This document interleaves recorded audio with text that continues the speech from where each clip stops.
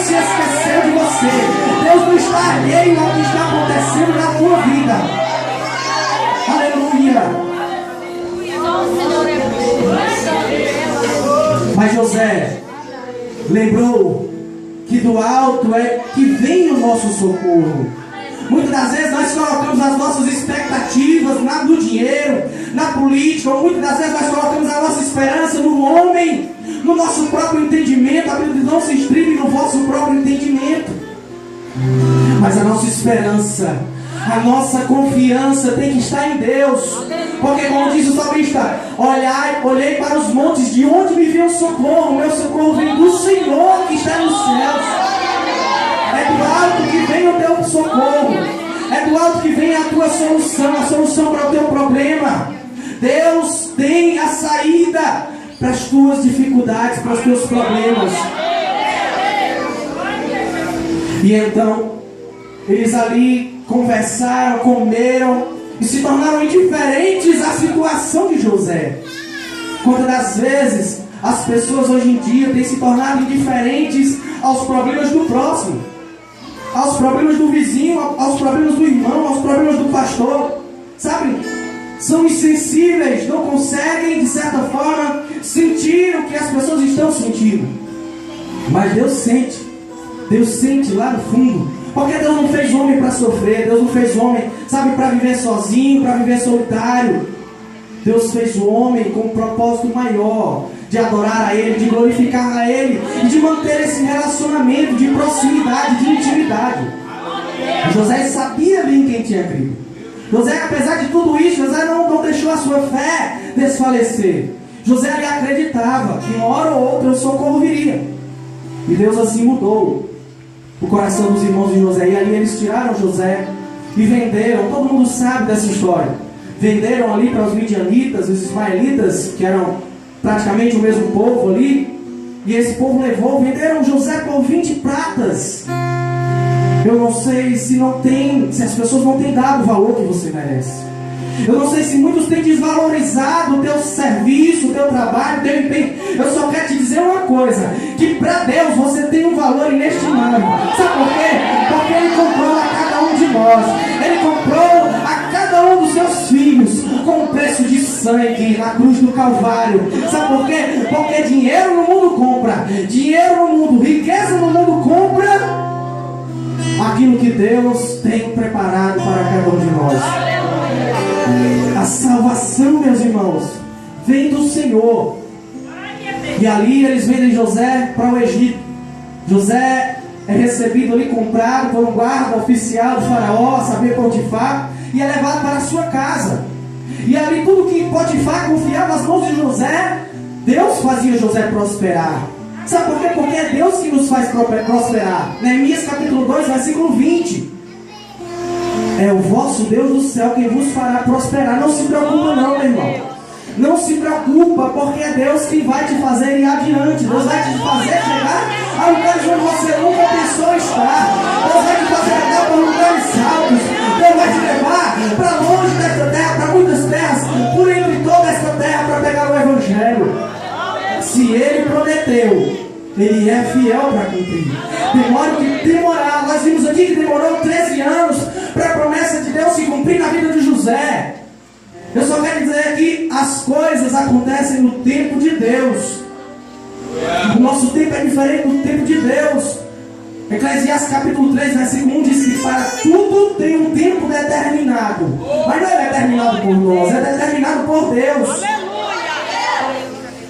E há um propósito para cada coisa debaixo dos céus. O que você está passando pode não ser a vontade de Deus, mas é a permissão de Deus, porque existem propósitos divinos envolvidos que a priori, que a tempo você não consegue discernir, mas lá na frente você vai olhar para trás e dizer, como o salmista disse: foi-me necessário ter sido afligido para que eu atendesse os teus estatutos. Muitas das vezes Deus permite cisternas na nossa vida, muitas das vezes Deus permite nós sermos levados para longe da nossa terra, mas sabe para quê? Para nos aperfeiçoar, para nos moldar, para nos tirar aquilo que não agrada a Ele, para nos forjar, para nos fazer pessoas mais fortes. Aleluia! E aí talvez no tempo você não está entendendo o que Deus está fazendo na tua vida. Mas Deus nessa noite diz: meu filho, descansa. Eu estou no controle. Eu estou no controle da tua vida. Eu sei o que eu estou fazendo. Quem conheceu a mente do Senhor? Quem tem a capacidade? Se Ele é Deus e nós somos criaturas, somos feituras suas, somos pó e barro, nós não somos nada. O que é o ser humano diante da grandeza de Deus? E José reconhecia isso. José teve humildade, aguentou ali, tudo caladinho, sofrendo ali. Eu não quero nem imaginar o que José passou.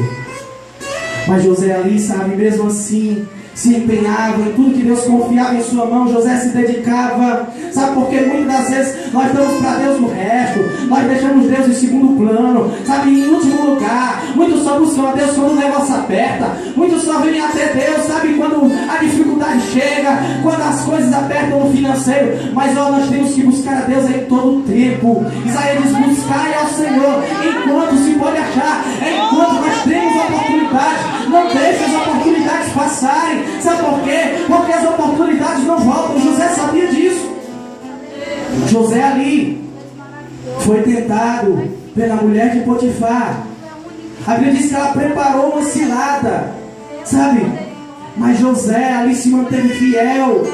Na realidade, o que José fez foi fugir. Fugir, sabe por quê? Porque ele reconhecia os seus pontos fracos. Ele sabia até onde ele podia ir. E por mais que José pudesse resistir, porque o que é fraco para mim, para você pode ser tranquilo, você pode ser forte. Deus conhece as nossas limitações. Deus sabe exatamente até onde você aguenta. Deus não nos dá um fardo maior daquele que nós podemos carregar. Da mesma forma que Ele nos submete a algo, da mesma forma que Ele nos prova, Ele dá um escape, sabe? Ele entra na fornalha de forno, como entrou com aqueles jovens também. E assim José fez como Daniel, assentou no coração não se contaminar com as manjares do rei. E é isso que o jovem cristão tem que fazer: decidir agradar a Deus, porque é o que importa, agradar os homens. Os apóstolos disseram: o que importa a nós, agradar primeiro a Deus ou agradar os homens? E eu te pergunto: a tua vida tem agradado a Deus? O que você tem feito, o que você tem assistido, o que você tem ouvido, tem agradado a Deus? E então a mulher de Potifar lhe prepara uma cilada. E José foge. Talvez ele pudesse até resistir, mas ali ele estava fugindo da aparência, porque talvez ele até aguentasse ficar parado. Mas o que os outros iam pensar? Chegando lá, a mulher arrancou a roupa dele. E muitas das vezes os jovens esquecem de vigiar, oram, mas não vigiam. E nós temos que fugir de toda a aparência. Deus sabe exatamente a intenção do nosso coração. E Deus sabe que a gente pode ir para determinado lugar, pode estar no meio de alguma coisa e não fazer nada. Mas não convém. Paulo diz: todas as coisas me é possível, mas nem tudo me convém. Deus deu livre-arbítrio a cada um de nós. Deus não obriga ninguém a vir para a igreja. Deus não pega no braço e traz para o círculo de oração. Deus não pega e leva ninguém para evangelizar. Mas Ele coloca no nosso coração o desejo. Muitas das vezes nós endurecemos o nosso coração. Muitas das vezes nós não damos ouvidos à voz de Deus. E aí pagamos o preço. Depois queremos culpar a Deus porque Deus fez isso, porque Deus fez aquilo, sendo que aquilo foram consequências das nossas escolhas. E queremos colocar a Deus como culpado. Mas José sabia que tudo aquilo que ele estava passando, como diz lá em Romanos capítulo 8, versículo 28, todas as coisas cooperam para o bem daqueles que amam a Deus, para aqueles que foram chamados segundo o seu decreto. Meu querido, se você está aqui nesta noite, é porque Deus tem um projeto na tua vida. Se Deus te trouxe aqui nesta noite, é porque Deus te escolheu. A Bíblia diz que não foi nenhum de nós que escolhemos a Deus, mas foi Ele que escolheu a cada um de nós. Aleluia. E então José ali foge. José foge e é jogado numa prisão. José é colocado numa prisão injustamente, por algo que ele não fez, por algo que ele não provocou. E nós estamos sujeitos a isso, irmãos. Jesus disse lá: no mundo vocês vão ter aflições. João capítulo 16, versículo 33. No mundo vocês vão passar por provações. No mundo a vida não é só de mar de rosas. E graças a Deus que não é. Porque se fosse assim, a maioria não estaria aqui. E aí Deus sabe exatamente como fazer. E aí Jesus disse para o mundo: vocês vão passar. Enquanto aqui na terra, enquanto aqui, porque aqui é passageiro, meus irmãos. É melhor perder aqui e ganhar na eternidade do que ganhar aqui e perder lá. E aí Jesus disse: só tem de bom ânimo quando passar por lutas. Tenham coragem, tenham força. Eu venci o mundo. Sabe essa prova que você está passando? Sabe essa luta que você está passando? Sabe essa enfermidade que lhe acarretou? Deus já venceu ela por ti. Jesus já levou ela sobre a cruz do Calvário, sobre os seus ombros. Tudo que era para cair em mim e você, tudo que nós merecíamos, a Bíblia diz que Ele levou sobre si as nossas dores, os nossos sofrimentos, as nossas enfermidades. E o castigo que nos proporciona a paz verdadeira, a paz que vem de Deus. Era isso que José tinha. A paz que excede, que ultrapassa todo conhecimento humano, toda razão, todo entendimento. É essa paz que Jesus quer te dar. É essa paz que Jesus está oferecendo nessa noite. Ele disse assim: olha, eu vos dou a minha paz. Eu não vos dou como o mundo dá. Sabe por quê? Porque a paz que o mundo oferece, as alegrias que o mundo oferece, a felicidade que o mundo oferece é falsa, é passageira. Ela depende das circunstâncias.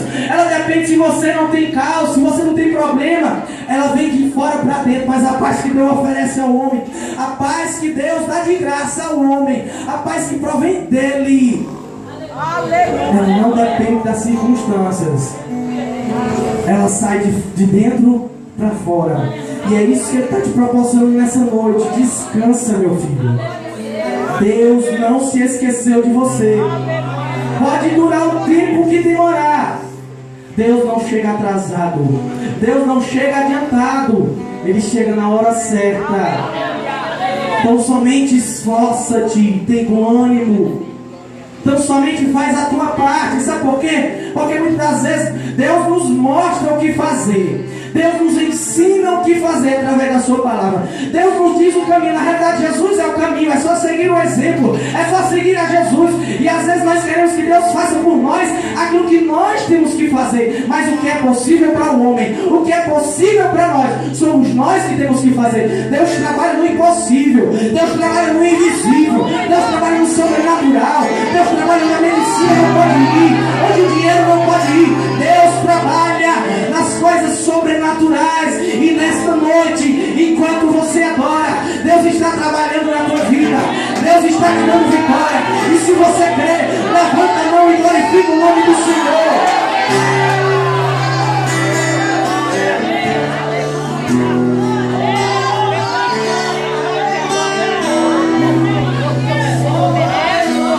Então somente espera no Senhor. Se Deus prometeu, já estou encerrando, Ele é fiel para cumprir. Números 23:19 diz que Deus não é homem para que minta, nem filho do homem para se arrepender daquilo que Ele disse.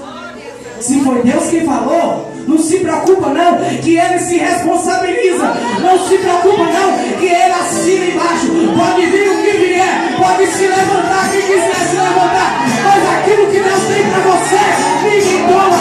Aquilo que Deus tem para você é seu.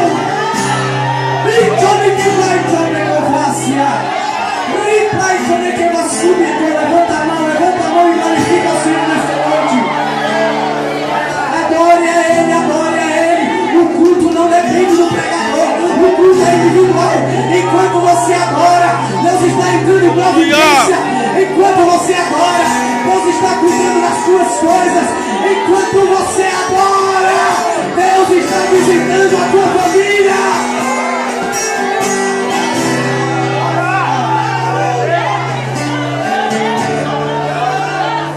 Não se preocupa. Nenhuma lágrima que você tem derramado na presença de Deus é em vão.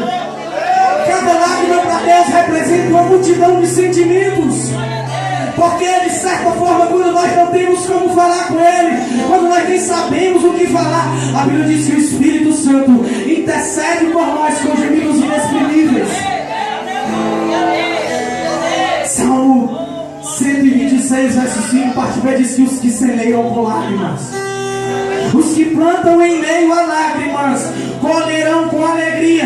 Não importa o choro, ele pode durar uma noite, mas a alegria vem ao amanhecer. Eu não sei há quanto tempo você tem esperado, mas amanhã Deus pode mudar o teu cativeiro. Amanhã Deus pode, de certa forma, mudar a tua história e cumprir as promessas da tua vida. Então somente espera no Senhor.